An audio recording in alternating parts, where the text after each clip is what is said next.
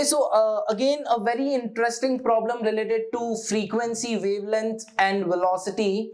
So in this question it is given to you that a source is producing 12 waves in 4 seconds and distance between consecutive trough and crust is given to you, that is 6. Okay, now you are supposed to calculate the velocity.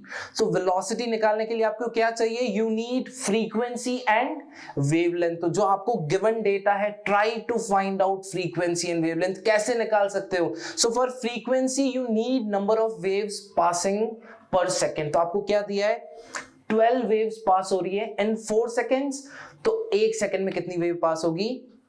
3. So the frequency will be 12 upon 12 upon 4, so it comes out to be 3 hertz. So frequency आपका कितना आया? 3 hertz. And now let us focus on the wavelength part. तो आपको दिया है consecutive crust और trough के बीच का distance, that is 6. So how do we define wavelength? कि consecutive crust के बीच की distance को बोलते हैं अपन wavelength. तो उनके बीच में क्या आएगा? यहाँ पे एक ट्रफ आएगा, तो वो क्या होगा? Lambda by 2. तो एक कॉन्जिक्यूटिव क्रस्ट और ट्रफ के बीच का डिस्टेंस क्या होता है? वेवलेंथ का half. So basically half of wavelength is given to you. So lambda by 2 is equal to 6. So what is lambda? Lambda is 12 meters.